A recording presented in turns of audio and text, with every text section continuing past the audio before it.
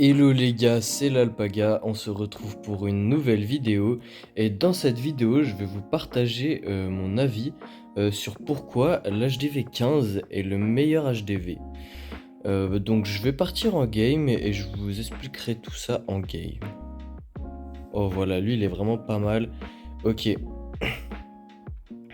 donc selon moi c'est le meilleur HDV parce que en fait pour moi, on va se baser sur le changement, le changement qu'apporte le nouvel HDV dans Clash of Clans. Et l'HDV 15, il apporte pas mal de changements parce qu'il y a deux nouveaux bâtiments avec cet HDV. Et c'est pas le cas pour beaucoup d'HDV. Déjà, il y a la monolithe. La monolithe, ça change pas mal de choses parce que c'est un bâtiment qui est efficace contre les héros. Enfin, qui est plus efficace contre les héros que contre les autres troupes. Donc c'est vraiment une mécanique de défense qui est pas mal du tout. Et pour moi, la défense la plus importante et celle qui va le plus révolutionner Clash of Clans, c'est tout simplement les tours uniques. Parce que en fait ça fait que avec les tours uniques vous allez avoir différents plans de village. Votre village vraiment il va pouvoir se construire autour des tours uniques. Par exemple je vous montrerai après, mais mon village à moi c'est un village où il y a des tours uniques d'invisibilité. Et du coup toutes mes défenses elles sont au centre, et comme il y a les tours uniques d'invisibilité, et bah ça les rend invisibles. Et après toutes les troupes, j'ai disposé mon village de manière à ce que toutes les troupes tournent autour en fait. Et du coup ça fait que va y avoir pas mal de une étoile, des gens qui vont one star, et ça c'est vraiment efficace en défense. Et c'est quelque chose que j'aurais pas pu faire sans les tours runiques d'invisibilité. Et donc je trouve que c'est une mécanique vraiment très intéressante. Ensuite, ce qui fait que pour moi c'est le meilleur HDV, en fait c'est la mise à jour qui vient de sortir récemment, où on a eu un nouveau héros, qui est donc le Duc Draconique. C'est un nouveau héros qui est très fort, avec une mécanique assez particulière, qui fait qu'il fait plus de dégâts et il reçoit moins de dégâts. Il a une vitesse améliorée aussi quand il est tout seul et quand il n'y a plus de troupes anti-aériennes. Un peu comme un bébé dragon mais en surcheat. Donc voilà, je trouve qu'il a une mécanique très intéressante. Au début, j'étais pas fan parce que je pensais qu'il allait faire disparaître le prince gargouille, mais finalement, en fait, il a pas vraiment le même fonctionnement parce que c'est plus un héros que tu mets en première partie. Certes, il a un rôle beaucoup plus important que le prince gargouille, mais le prince gargouille, tu peux quand même t'en servir pour accompagner le reste des troupes. Et il a ses équipements qui font qu'il a un fonctionnement encore plus différent. Donc finalement, c'est pas une si mauvaise chose que le duc draconique soit sorti. Et voilà, en fait, pour moi, à l'époque, le meilleur HDV, c'était le 13. Parce que justement, il y avait une césure qui était marquée par le fait que la chef des championnes, enfin, la championne plutôt, elle soit sortie. Et donc, pour moi, il y avait un énorme changement.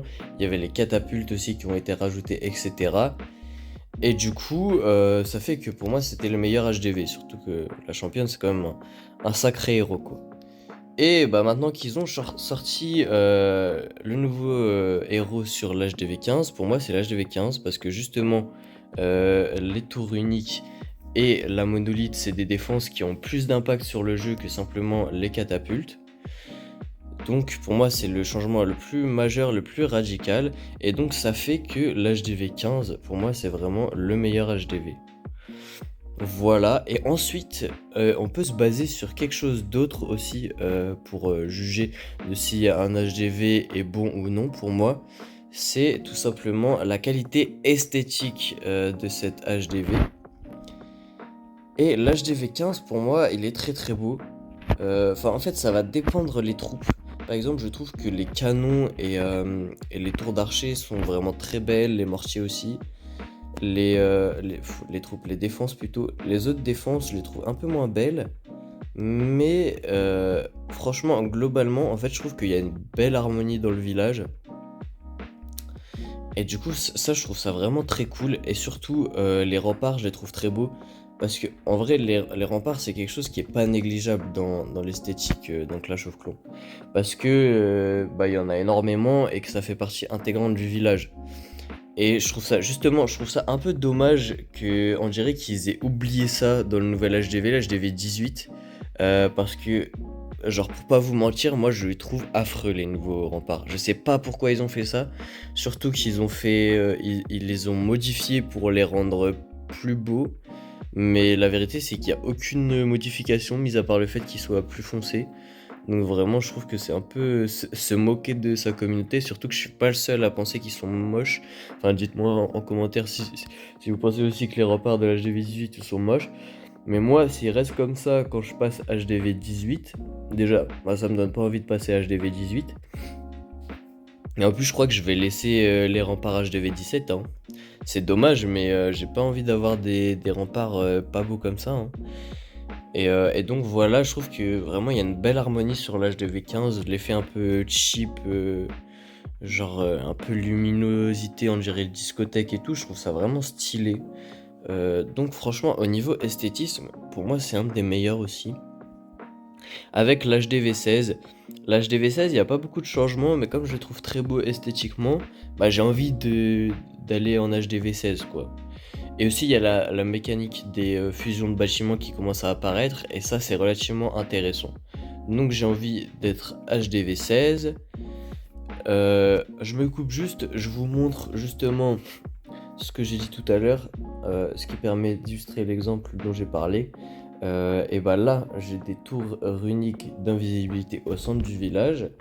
Et en fait, ce qui fait que quand il y a des troupes qui viennent au centre, hop, la tour d'invisibilité, elle se déclenche.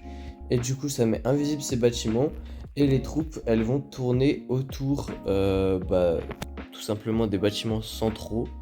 Et des fois, ça arrive que du coup, les troupes, elles viennent pas taper l'hôtel de ville. Et ça fait une étoile. Et donc, c'est vraiment intéressant pour moi.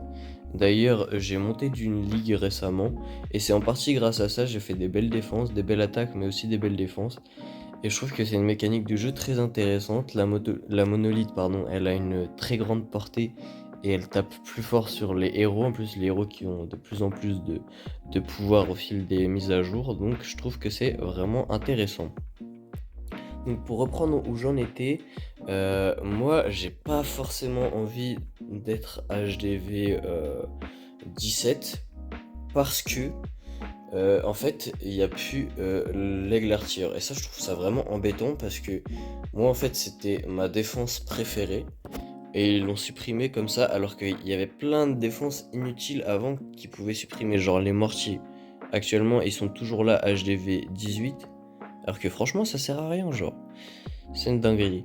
Et du coup, moi, genre là, actuellement, j'ai envie de passer HDV 17, donc tant mieux en vrai. Mais franchement, l'HDV j'ai dit HDV 17, j'ai envie de passer HDV 16, mais l'HDV 17 ne me fait absolument pas envie. Et ça, je trouve que c'est un problème, parce que on devrait à chaque fois avoir envie de passer à l'HDV supérieur. Mais bon, le monde est ainsi fait. Et aussi, je trouve qu'en HDV 16, ils ont fait une masterclass pour l'aigle artilleur. Enfin, je veux dire, genre, vraiment, il était trop beau. C'est une dinguerie. On va mettre un sort de floraison. Donc globalement, c'était les points que j'avais envie d'évoquer pour vous dire que l'HDV 15 c'était le meilleur. Après, on peut parler aussi des troupes. En vrai, en soi, les troupes, je conçois que ce soit pas les meilleures troupes qui soient sorties, Electro, Titanide, etc. C'est pas non plus un changement révolutionnaire. Ah si, mais du coup, il y a les racines. Ce qu'il y a, c'est qu'à chaque fois, Clash of Clans, ils prennent du décalage. Les racines, normalement, c'est une troupe HDV 16. Bah, vous voyez, genre, elles se rentrent dans la DA du bois, etc. de l'HDV 16. Mais c'est sorti HDV 15 parce qu'ils ont une troupe de retard. Et ce qui fait qu'à chaque fois, c'est en décalé. Par exemple, Electro Dragon, il sort HDV 11. Alors qu'on voit clairement que c'est une troupe qui est faite pour l'HDV 12 parce que c'est électrique. Et que l'HDV 12, tout est dans le thème électrique, rien que l'hôtel de ville, il tire de l'électricité. Genre vraiment, on a bien vu que c'était dans la DA électrique, quoi. Et c'est pareil pour chaque HDV. Les Yeti, c'est une troupe du gel. c'est une troupe du gel. HDV 13 c'est le gel, pourtant il sort en HDV 12. C'est pareil avec à peu près tout. Voilà. Et donc, je sais plus ce que je voulais dire, j'en ai perdu le fil de ma pensée. Ouais, les troupes, si, parce que là, je suis en train de jouer les racines, et encore une fois, bah là même, c'est une compo qui est plutôt révolutionnaire. Bah, je la joue actuellement, et ça fait une césure dans Clash of Clans parce qu'elle a vraiment été très très forte, et qu'elle a été plutôt beaucoup jouée, quoi. Donc, en vérité, là aussi, c'est un changement majeur. Sur les engins de siège, c'est la foreuse. Elle, par contre, c'est un énorme flop, on va pas se mentir. Personne ne la joue, elle est vraiment éclatée au sol. Mais voilà, donc il y a du bon et du mauvais dans chaque mise à jour. Et au niveau de la troupe d'élixir noir, je sais pas exactement ce que c'est peut-être le druide. Pareil, le druide, pas trop joué et tout, pas énormément de changements. Mais bon, on peut pas tout avoir. En tout cas, actuellement, pour moi, l'HDV 15, ça reste le meilleur HDV parce que l'HDV 17, il y a beaucoup de défenses qui sont sorties. Un mécanisme intéressant au niveau de l'hôtel de ville qui tire, qui révolutionne un peu la méta, etc. Donc c'est un très bon HDV. Mais encore une fois, moi je trouve que c'était pas forcément nécessaire de supprimer l'aigle artilleur, en sachant qu'on va sûrement plus jamais le voir. Donc ça, je trouve ça un peu embêtant. Et voilà, c'est tout.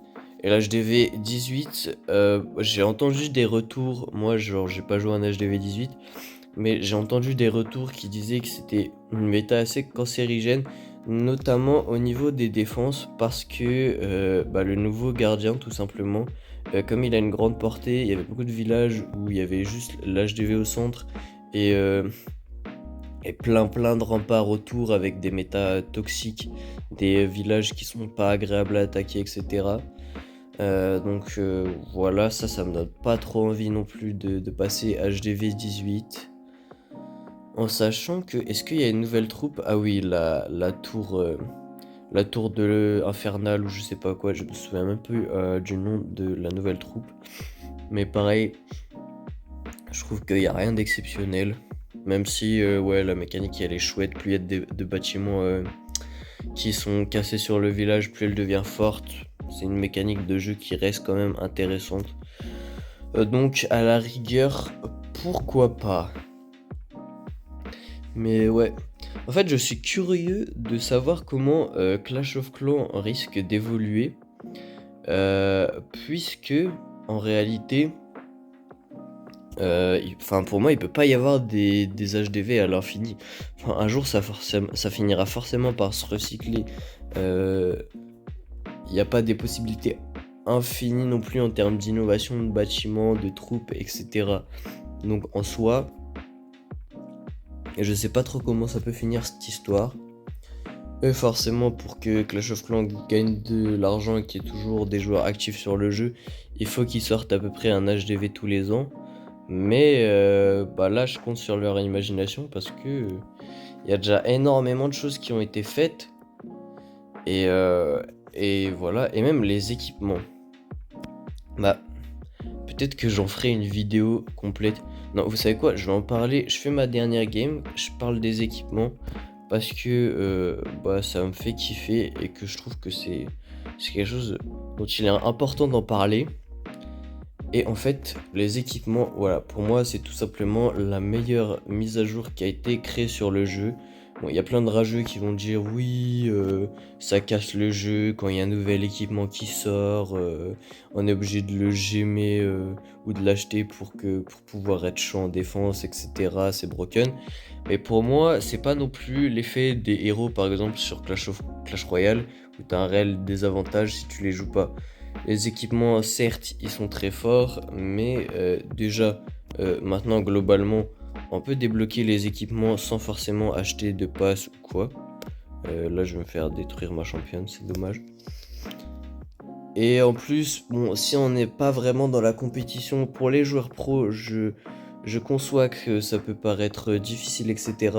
Mais si on est un joueur chill occasionnel comme moi, alors que pourtant j'ai quand même un certain niveau, et bah, genre ça pose pas vraiment de problème parce que, moi j'ai pas l'impression que, ce qui me fasse perdre dans mes attaques, c'est que j'ai pas le bon équipement. Ça serait plutôt que, mes attaques sont mal exécutées ou quoi, mais quelque chose qui est pas forcément en lien avec les équipements du coup. J'ai pas mis mon grand gardien. OK, OK, et donc voilà, et surtout, ouais, du coup, pour moi, c'est la meilleure mise à jour, excusez-moi, je me disperse parce que c'est dur de faire une attaque et de parler en même temps.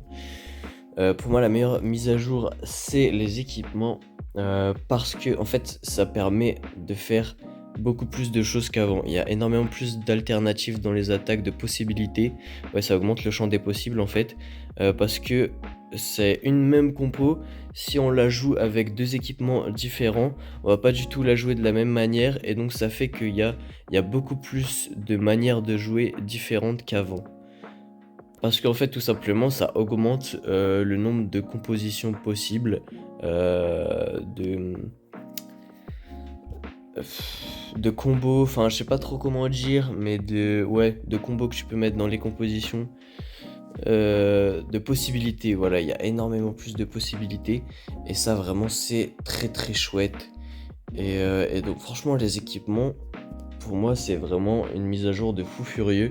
Parce que en fait, à chaque fois qu'il y a un équipement qui sort, c'est un peu comme s'il y avait un nouveau héros qui sortait. Mais du coup, ils n'ont pas besoin de faire sortir un nouveau héros. Juste, il y a un nouvel équipement qui peut tout simplement révolutionner la manière de jouer du héros. Voilà, tout simplement. Et donc, c'est très très stylé, je trouve. Et du coup, ça fait que, genre, les équipements, ça dénature pas complètement le fonctionnement des héros, parce que par exemple, genre on voit bien que la reine des archers, c'est quand même un soutien. Genre, la championne, elle est là pour aller chercher les défenses, pour aller mettre les grosses tatanes.